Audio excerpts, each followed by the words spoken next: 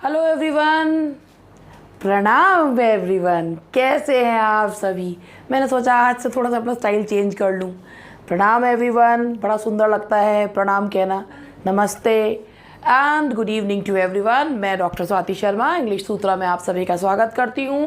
और आज है हमारा डे 10 और डे 10 ही है ना, भूल जाती हूँ मैं। तो आज डे 10 है और डे 10 आपका, इसमें जो मैं आज क्वेश्चंस लेकर आई हूँ वो हैं सर जॉन गॉल्सवर्दी के, जो कि मॉडर्न एज के राइटर हैं। और उनके कुछ क्वेश्चंस मैंने इसमें कंपाइल करे हैं और आप लोगों को एक ही जगह पर कुछ क्वेश्चंस जो हैं वो मिल जाएंगे। तो चलिए स्टार्ट करते हैं आज का हमारा डे 10 जॉन गॉल्सवर्दी के क्वेश्चन, सर जॉन गॉल्सवर्दी के। चलिए स्टार्ट करते हैं। पहले ऐड देख लीजिए और फिर आगे बढ़ जाइए, ठीक है। Day 10, if you do not think about your future you can not have one. ये तो गॉल्सवर्दी के ही वर्क में से कोटेशन जो है वो ले ली है। If you do not think about your future, अगर आप अपने फ्यूचर के बारे में नहीं सोचते हैं, you can not have one, तो आपका फ्यूचर है ही नहीं। What a quote, what a wonderful quote it is कि वाकई में अगर हम ही अपने भविष्य के बारे में नहीं सोचेंगे तो भविष्य हमारा होगा ही नहीं। चलिए इसी कोट के साथ आगे बढ़ते हैं। और आप सब जो लोग इस चैनल को देख रहे हैं, they all are thinking about their future. Thank you very much. चलो आगे बढ़ते हैं। The conception of reality underlying the work of fiction of such writers as Bennett, Galsworthy and Wells was attacked vigorously in an essay by Virginia Woolf. पहले अगर मैं आपको बात बताऊं, वर्जीनिया वुल्फ, टी.एस. इलियट और जेम्स जॉयस, ये तीन वो राइटर्स हैं जिनसे ये माना जाता है कि मॉडर्न एज की शुरुआत जो है वो हुई। जेम्स जॉयस का यूलिसिस, टी.एस. इलियट का वेस्टलैंड, ये वो वर्क्स हैं जिन्होंने मॉडर्न एज की रियलिटी को दिखाया आफ्टर द वर्ल्ड वॉर। इन्हीं में से एक हैं वर्जीनिया वुल्फ, जिन्होंने स्ट्रीम ऑफ कॉन्शियसनेस टेक्निक को अपने हाथ में लेकर काफ़ी खूबसूरत बनाया। और उन्होंने ये कहा है कि the conception of reality underlying the work of fiction, की जो रियलिटी दिखाते हैं ये writers Bennett, Galsworthy and Wells, was attacked. उन्होंने वो रियलिटी नहीं है और इन्होंने उसे अटैक करा है अपने एसे में, जो उनका एसे है Mrs Bennett and Mr Bennett and Mrs Brown में। उन्होंने इस फिलॉसफी को कहा है कि whatever they show they are suppose to be the writers of reality, but उनके हिसाब से वो रियलिटी को ऐसे पोर्ट्रे नहीं करते थे। Now the next question is, good men are destroyed daily under our law for want of that human insight which use them as they are patients and not criminals। ये lines हैं justice की। Justice आपको पता है कि John Galsworthy का ये वो प्ले था जिसने सभी जगह पर एक सनसनी क्रिएट कर दी थी। इट केम इन 1910 और इसमें उन्होंने इंग्लिश लीगल सिस्टम पर प्रहार किया था। उन्होंने ये बताया था कि जस्टिस जो है वो, इसका टाइटल भी बहुत आयरॉनिकल है, जस्टिस कहा गया है बट जस्टिस मिला नहीं है। और ये जो प्ले है इसमें उन्होंने कहा है कि गॉल्सवर्दी जो है वो एक माउथपीस के रूप में है, जो डिफेंस लॉयर है वो गॉल्सवर्दी अपने आप को रिप्रेजेंट कर रहे हैं। और उसमें उन्होंने ये कहा है कि law sees the intention, law को इंटेंशन देखनी चाहिए, मगर और ये है भी, ये अगर आप में से जितने लोगों ने भी लॉ पढ़ी हुई होगी, आप लोग जानते होंगे कि लॉ इंटेंशन देखता है, क्राइम नहीं देखता है। Law sees the intention and not the crime. That is why if the lawyer proves that the intention of his client was not that, then he is released from that court case। तो मतलब उसके बहुत सारे वो जो है वो पहलू होते हैं। तो लॉ इंटेंशन देखता है। तो यहाँ पर जो हेक्टर फ्रोम है वो पूरी कोशिश करता है फोल्डर को न्याय दिलाने की। वो बताता है कि justice is a machine when someone gives a push, तो वो अपने आप घूमना शुरू कर देती है। और हमारी सोसाइटी सभ्य लोगों की सोसाइटी है। अगर if we see brutal violence over a woman whom we love, तो we can't stand by that scene. लेकिन जज पर उस बात का कोई असर नहीं होता है और इसीलिए इसका टाइटल बिल्कुल आयरॉनिकल है। और ये लाइंस उसमें ये कही गई हैं कि हमारे लॉ में लोग, अच्छे लोग रोज कुछ ले जाते हैं न्याय के हाथों, क्योंकि हम उन्हें पेशेंट्स की तरह नहीं क्रिमिनल्स की तरह ट्रीट करते हैं। That is justice. ये लाइंस ली गई हैं जस्टिस में से। Now the next question is the real villain in Galsworthy's plays are. Galsworthy के प्लेज अगर आप देखेंगे तो उनके प्लेज में ना तो कोई हीरो होता है ना कोई हीरोइन होती है, परिस्थितियां ऐसी होती हैं कि वो इंसान को विलेन बनने पर मजबूर कर देती हैं। तो परिस्थितियां, तो सोशल इविल्स, परिस्थितियां, सर्कमस्टांसेस, ये होते हैं जो रियल विलेन होते हैं गोल्सवर्दी के वर्क्स में। Which is not a characteristic of Galsworthy's problem plays. Galsworthy ने प्रॉब्लम प्लेज लिखे हैं और उनके प्रॉब्लम प्लेज में क्या चीज़ उनकी कैरेक्टरिस्टिक नहीं है।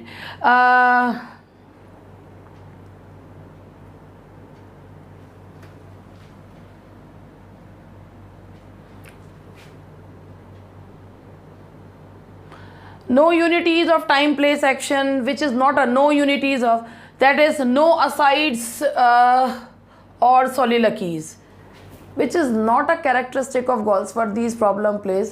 asides और soliloquies होना चाहिए, इसमें no हट जाना चाहिए। asides और soliloquies which is not a characteristic of जो है उनमें से कौन सा कैरेक्टरिस्टिक उनका नहीं है, तो असाइड्स एंड सोलिलोक्वीज उसका कैरेक्टरिस्टिक नहीं है, तो ये होना चाहिए। क्वेश्चन में थोड़ी सी गड़बड़ है। Who quotes the following line in Justice? The quality of mercy is not strained। ये लाइन जस्टिस में किसने कही है? The quality of mercy is not strained, ये कही गई है वॉल्टर हाउ के द्वारा। जस्टिस जो कि प्ले में जेम्स हाउ और वॉल्टर हाउ को दिखाया। James How belongs to the old school.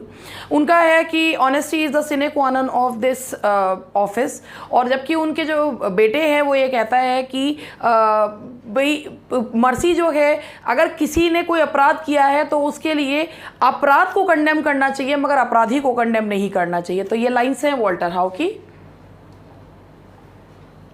The next question is, art is the great and universal refreshment, for art is never dogmatic, holds no brief for itself, you may take it or you may leave it। The above lines are taken from।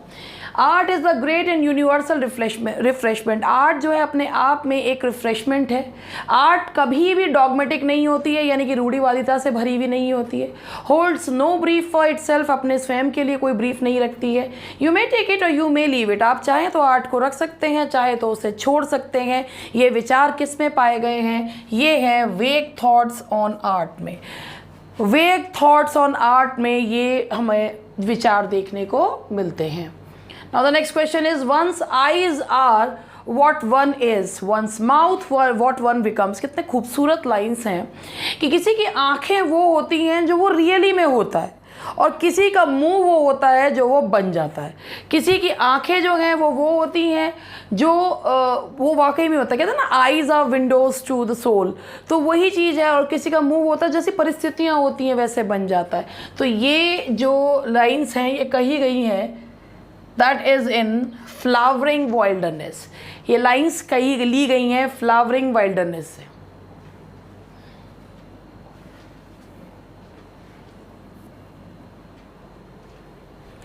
Now the next is, if you do not, अभी जैसे हमने जिस quotation से हमने ये शुरू करा वही से है, if you do not think about the future you can not have one. अगर आप अपने भविष्य के बारे में नहीं सोचेंगे तो भविष्य जो है वो होगा भी नहीं। ये भी एक ट्रायलॉजी है, इसे the silver spoon swan song, और इसमें ये जो लाइंस हैं ये ली गई हैं स्वान सॉन्ग से। ये लाइंस हैं स्वान सॉन्ग की। And the next question is, the value of a sentiment is the amount of sacrifice you are prepared to make for it। कि the lines is taken from, the value of a sentiment is, किसी sentiment की जो value है is the amount of sacrifice, कि तुम क्या उसके लिए sacrifice करने को तैयार हो, you are prepared to make for it। तो इसका जो question का आंसर है that is विंडोज़ प्लेस के बारे में अगर मैं बताऊं तो विंडोज़ में एक दिखाया है कि कुछ सेक्ट्स जो हैं वो बढ़ गए हैं, और लोग जो हैं लिबर्टी, इक्वालिटी और फ्रेटर्निटी की बात करते हैं, मगर कोई भी व्यक्ति दूसरे को अपने सेक्ट में घुसने नहीं देता है। अधिकतर गोल्सवर्दी ने अपने प्लेस में यही बताया कि हम बड़ी बड़ी बातें ज़रूर करते हैं मगर करते कुछ नहीं हैं। तो ये जो है the value of sentiment is the amount of, कि किसी भी सेंटिमेंट की वैल्यू तब होती है जब आप उसके लिए बाकायदा जो है you are prepare to make for it, कि आप उसके लिए वो सेक्रीफाइस करने के लिए तैयार रहते हैं। तो ये लाइन्स हैं विंडोज़ की। Now the next question is, I cannot explain, there are things I cannot make clear because you are willfully blind to all that I believe in. अब यहाँ से अगर हम बात करें I cannot explain, मैं इस बात को explain नहीं कर सकता, there are things that I can't make clear because you are willfully blind to all that I believe in. मैं explain नहीं कर सकता, कुछ ऐसी चीज़ें हैं there are मैं जिन्हें नहीं बता सकता क्योंकि तुम हर उस चीज़ को लेकर अंधे हो जिस पर मैं विश्वास करता हूँ। तो ये जो लाइंस हैं वो ली गई हैं गोल्सवर्दी के वर्क सेंट्स प्रोग्रेस से ली गई हैं। They did not stop to love each other in this life. They were so sure they had all eternity to do it in. Love could never come to full fruition till it was destroyed. They did not. Love तब तक जो है वो achieve नहीं किया जा सकता जब तक वो बर्बाद नहीं हो जाता। ये लाइंस किस में से ली गई हैं? ये गोल्सवर्दी का एक वर्क है फ्रेटर्निटी, जिसमें एक गरीब लड़की को मॉडल के रूप में दिखाया जाता है और कैसे परिस्थितियाँ ये बनती हैं कि उस लड़की की वजह से बहुत सारी गलतफहमियाँ क्रिएट होती हैं और कैसे जब जिससे वो प्यार करती है वो उसे ठुकरा देता है। क्यों? क्योंकि वो उसके स्टैंडर्ड की नहीं होती, मतलब समहाउ इस तरीके की स्टोरी है। तो ये ली गई हैं लाइंस फ्रेटर्निटी से।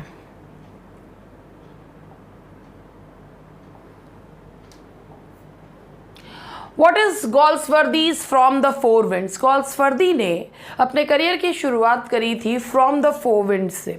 ये एक कलेक्शन ऑफ शॉर्ट स्टोरीज़ है जो बहुत बुरी तरीके से फ्लॉप हुआ था और जिसके बारे में उन्होंने कहा था कि इसे जला दो और रिलीव मी। तो ये जो है that's a collection of short stories, it's a collection of short stories. And now the next question is, in which year Goldsworthy refused the offer of knighthood? अगर मैं आपको इसके बारे में बताऊं, आपको इसमें अलग अलग डेट्स मिलेंगी, कहीं 17 है, कहीं 18 है, कहीं कहीं तो 19 भी दे रखी है।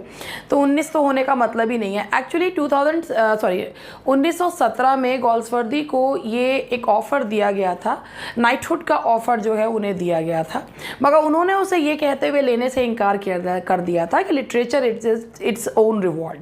लेकिन समहाउ 1918 में पेपर्स में छप गया था कि Galsworthy has accepted the offer of knighthood. तो उन्होंने इस बात को क्लैरिफाई करा था, बाद में पेपर्स के माध्यम से ये आया था कि ही refuse the offer of knighthood. इसीलिए ये माना जाता है कि उन्होंने ऑफ़र रिफ्यूज़ किया 1918 में, 1918 में। Who is given solitary punishment in the justice? Justice एक व्यंग है इंग्लिश लीगल सिस्टम में। इसमें एक तो वे जो रिगरस इम्प्रिजनमेंट के अलावा सॉलिटरी कन्फाइनमेंट भी दिया जाता था, जहाँ पे जो व्यक्ति होता था, कैदी होता था, उसे औरों से दूर रखा जाता था। पता नहीं किस प्रकार की परगेशन वो चाहते थे कि उसमें वो इम्प्रूवमेंट आए। तो सॉलिटरी कन्फाइनमेंट का जो वर्णन किया गया है वो दिया गया है किसमें, किसको मिलता है, दैट इज़ फोल्डर को सॉलिटरी कन्फाइनमेंट मिलता है जस्टिस में। Several of Goldsworthy's early novels were written under a pseudonym of। गोल्सवर्दी के फादर एक बहुत ही रेप्यूटेड लॉयर थे और गोल्सवर्दी ने खुद भी जो लॉ की पढ़ाई की थी, although he never practised, but उनके फादर जो हैं उन्हें बिल्कुल भी पसंद नहीं था उनका लिखना। तो गोल्सवर्दी अपने फादर की वजह से उन्होंने एक स्यूडोनिम ले रखा था, John Sinjohn, John son of John, और उन्होंने अपने शुरुआती वर्क्स जो हैं वो जॉन सिन जॉन के नाम से ही लिखे हैं। तो उसका आंसर है John Sinjohn. What is Goldsworthy's Jocelyn? Jocelyn, ये क्वेश्चन पिछली 2016 वाले पेपर में भी आया था जो 19 में हुआ था कि इसके इस तरीके से था, गोल्सवर्दी का नोवेला कौन सा है? तो जोसलीन जो है वो गोल्सवर्दी का नोवेला या नॉवल है, that is Jocelyn.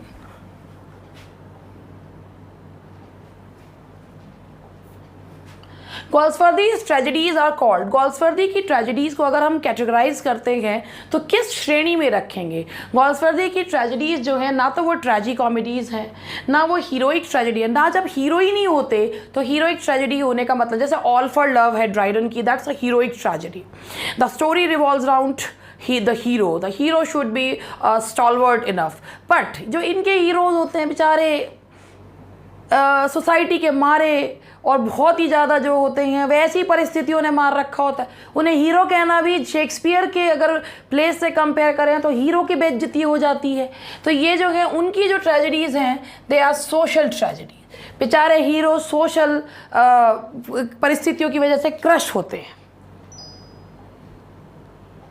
Now the next one is, in the play Loyalties, dealing with loyalties of all kind, Goldsworthy has tried to prove. Loyalties Goldsworthy का एक ऐसा प्ले है जो उनका one of the best plays में से एक है, और उन्होंने इसमें कहा है कि लॉयल्टी क्रिश्चियंस के प्रति रख रहे हैं, ज्यूज़ के प्रति, जो जिसकी दोस्त है वो उसके प्रति लॉयल्टी रख रहे हैं, लेकिन उसके बावजूद भी ट्रेजेडी होकर रहती है.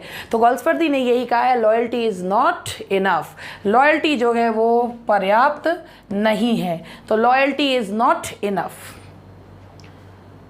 And the next question is, Goldsworthy met to whom in 1893 and formed a lifelong friendship. Who? पता नहीं क्या लिखा. गोल्सवर्दी met to गोल्सवर्दी 1893 में मिले थे कॉनरेड से, और उनके साथ जब तक उनकी मृत्यु नहीं हुई तब तक बहुत अच्छी दोस्ती रही. तो वो मिले थे कॉनरेड से.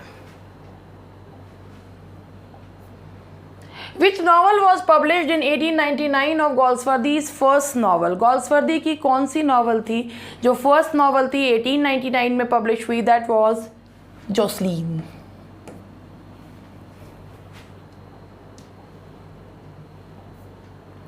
Goldsworthy's reputation as a novelist was established by. भले ही गोल्सवर्दी ने जोसलीन लिखी थी, दैट वाज अ नोवेला, मगर उससे उनकी रेपुटेशन एज अ नॉवलिस्ट नहीं बनी थी. अगर उन्होंने भाई देखो लिख रहे थे, मैन ऑफ प्रॉपर्टी लिखी, उससे भी उन्हें रेपुटेशन जो है वो मिली थी, 1905 में आई थी, लेकिन जो उनको एक रियल रेपुटेशन जो मिली है क्योंकि वो पार्ट है फॉरसाइट सागा का, तो उन्हें जो है वो मिली है जो रियल रेपुटेशन, क्योंकि वो that is a part of Forsyte saga. तो that is the Forsyte saga, जिसमें मैन ऑफ प्रॉपर्टी और बाकी के जितने भी जो है ये ट्रायलॉजी है और विद 2 इंटरल्यूड्स है, इससे उन्हें नॉवलिस्ट होने का एक रेपुटेशन जो है उनकी इस्टेब्लिश हुई. Which play deals with the impact of modern publicity on private domestic tragedy? कौन से प्ले में modern publicity and private domestic tragedy देखने को मिलता है? तो that is the show. Show में देखने को मिलता है. Which drama of Goldsworthy depicts the fight of an idealist against adverse social forces? गोल्सवर्दी का एक प्ले है द मॉब, जिसमें एक आइडियलिस्ट है, वो ये पूरी तरीके से कोशिश करते हैं कि मॉब जो है वो वॉर के अगेंस्ट हो जाए.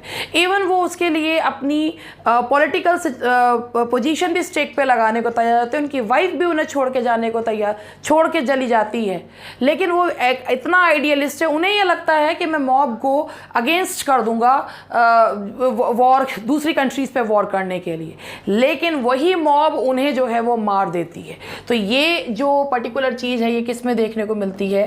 That is the mob. Galsworthy was awarded the order of merit in. Galsworthy को ऑर्डर ऑफ मेरिट कब मिला था? Galsworthy was awarded the order of merit in 1929.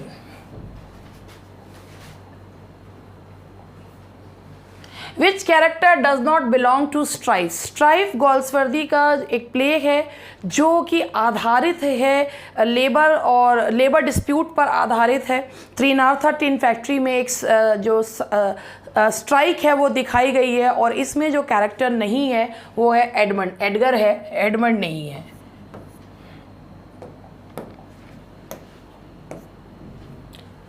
His place in British drama is well secured because he is one of the very few serious dramatists who enjoy a nationwide popularity. ये किसने कहा है कि वो nationwide popularity enjoy करते हैं? तो ये कहा है J.L. रॉय ने, that is being said bye J.L. Roy. Whose models of problem plays did Galsworthy follow in writing his plays? अगर बात करते हैं रियलिस्टिक ट्रेडिशन की तो वो है पिनेरो. और अगर हम बात करते हैं कि प्रॉब्लम प्लेस किसके मॉडल किसको मान के लिखा है, तो ये दो अलग अलग चीज़ें हैं कि अगर हम बात करते हैं रियलिस्टिक की या फिर हम बात कर रहे हैं प्रॉब्लम प्लेस की, दो अलग अलग हैं. तो अगर हम प्रॉब्लम प्लेस की बात करें, प्रॉब्लम प्लेस क्या होते हैं, मैंने आपको बताया भी था कि प्रॉब्लम प्ले का मतलब होता है एक ऐसा प्लेस जिसमें समाज से संबंधित कोई प्रॉब्लम दिखाई जाती है but solution of that problem is not given. ऐसा नहीं कि अंत भला सो सब भला, सब कुछ अच्छा हो जाता है. वो प्रॉब्लम है तो वो है, परसिस्टेंटली वो प्रॉब्लम है. तो इसीलिए वो जो है जॉनसन पिनेरो के उसको नहीं करते हैं. वो जब रियलिस्टिक हो तो आता है, अगर इसमें दे रखा हो रियलिस्टिक तो जॉनसन पिनेरो है, realistic tradition of Johnson Pinero. लेकिन अगर ये आता है कि भाई प्रॉब्लम प्लेस में किसे करते हैं तो इब्सन, जिन्होंने अ डॉल्स हाउस जो है वो लिखा है. And the next question is Galsworthy wrote near about. Galsworthy ने लिखे हैं 30 प्लेस के अबाउट जो हैं वो लिखे हैं. Who is the contemporary of Galsworthy? Galsworthy के समकालीन कौन है? तो Galsworthy के समकालीन हैं the great George Bernard Shaw. इनका तो कोई सानी ही नहीं है. तो जो है Galsworthy के कंटेम्प्रेरी हैं George Bernard Shaw. The Freelands, a famous work of Galsworthy is. Freelands, Galsworthy. Galsworthy की एक आदत थी कि वो जो प्लेस थे उन्हें, जो नॉवेल्स थे उन्हें प्लेस में कन्वर्ट कर दिया करते थे. और Galsworthy की जो ये फ्रीलैंड्स है दैट इज़ अ नॉवल. ये एक नॉवल है which play made great sensation especially to parliamentary and official circles according to Galsworthy. Galsworthy के हिसाब से उनके कौन से प्ले ने सनसनी मचा दी थी, और वो प्ले और कोई नहीं है, that is justice.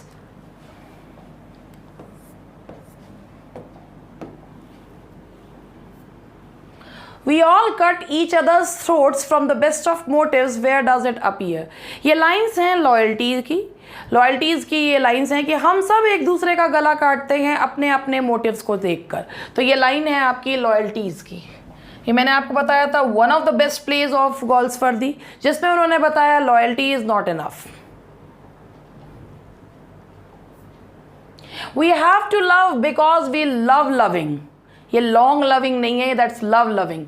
Where are these lines from? ये एक जो वर्क है उनका that is a bit of love. इसमें भी एक आइडियलिस्ट हैं जिनकी वाइफ उन्हें छोड़कर चली जाती है और जिस वजह से उनको काफ़ी बेइज्जत होना पड़ता है, मगर वो अपनी आइडियोलॉजी को फॉलो करते हैं और इस वजह से उन्हें आत्महत्या करने को मजबूर होना पड़ता है. somehow he was saved. लेकिन इसमें भी ये दिखाया है कि कोरी आइडियोलॉजी, कोरी आइडियलिज्म जो है वो नहीं चलता है. तो ये है वी हैव टू लव, हम प्यार करते हैं क्योंकि हमें प्यार करना पसंद है. तो ये जो लिया गया है that is from a bit of love. What is Galsworthy's dark flower? Galsworthy का जो dark flower है, it is only his only love novel. That is his only love novel.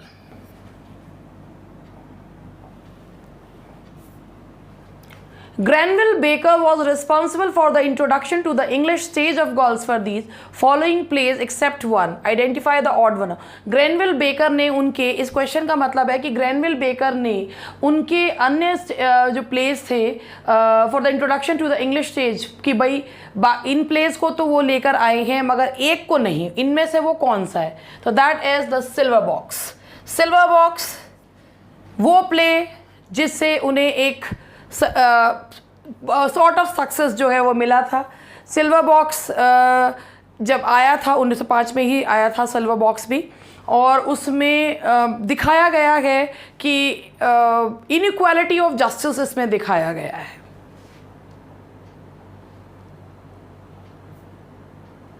Galsworthy's the country house presents. Galsworthy का जो work है, ये question कई बार इसमें घूम जाते हैं.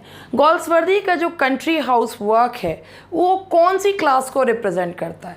वो अपर क्लास को रिप्रेजेंट करता है। The country house represents the upper class.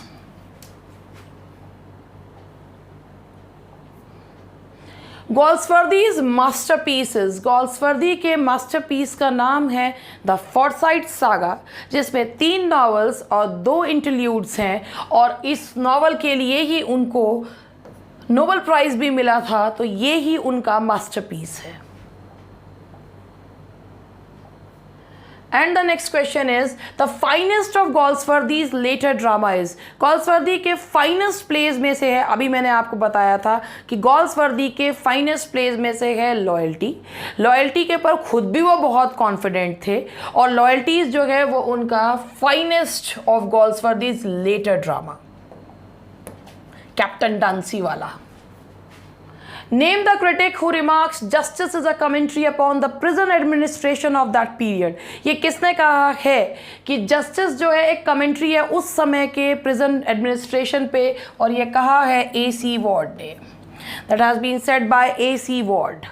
And now the last question is, loyalties crisscross each other is a dialogue in a play by, ये तो सबको पता है किसके, ये है गोल्सवर्दी के द्वारा, और ये गोल्सवर्दी का फाइनेस्ट ड्रामा में से एक है।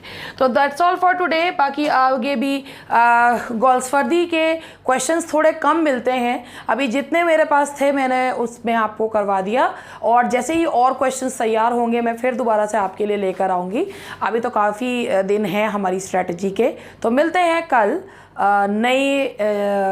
नई कुछ नई चीज़ के साथ।